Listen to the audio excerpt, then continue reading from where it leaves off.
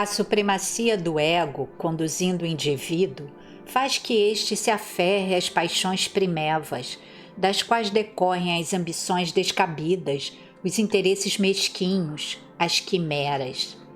Encharcado pelos fluidos grosseiros da matéria, o ser tem dificuldade de superar esses impositivos, disputando na área das lutas pueris a supremacia da sua vaidade e dos procedimentos que lhe caracterizam a faixa de evolução moral ainda retrógrada.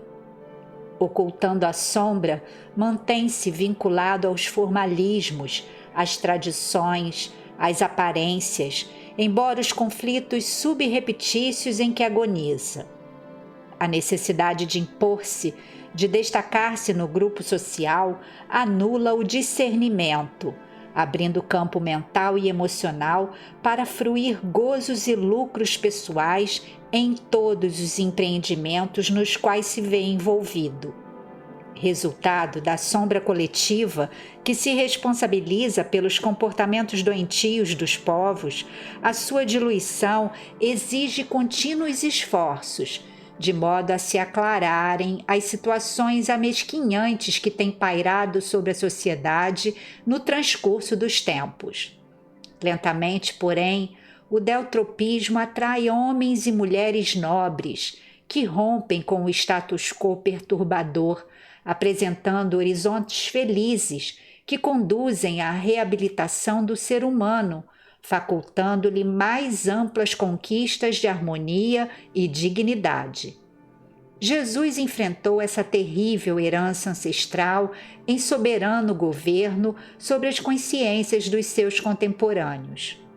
Submetidos aos caprichos das leis arbitrárias e punitivas, na sua crueldade e rudeza, estabeleceram a relatividade dos valores humanos, o que, de certo modo, ainda permanece na Terra, especialmente quando da irrupção das guerras hediondas que submetem uns à dominação de outros, permitindo-se subestimar aqueles que lhes não pertencessem à casta, à raça, à religião, em famigerados preconceitos que os dividiam e amesquinhavam os considerados inferiores.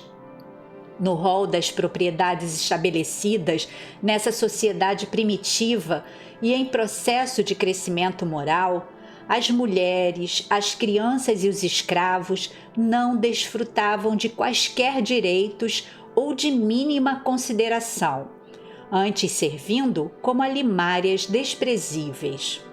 Subestimados, constituíam carga que se poderia vender, transferindo-se de mãos sem o menor respeito pela sua condição de humanidade. A identidade predominante era da força brutal, remanescente da selvageria que se impôs nos primórdios do desenvolvimento antropológico. A sombra coletiva conduzia ao desvario, ao total vilipêndio do sentido humano de comportar-se e de conduzir o seu próximo.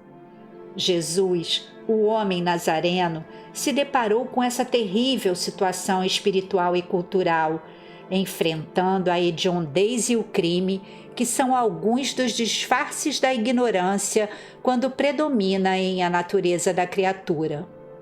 Ele iria reverter essa situação ignóbil, arrostando as consequências, assim como espancando a de natureza individual com o esclarecimento, a liberdade de consciência e a dignificação do próximo.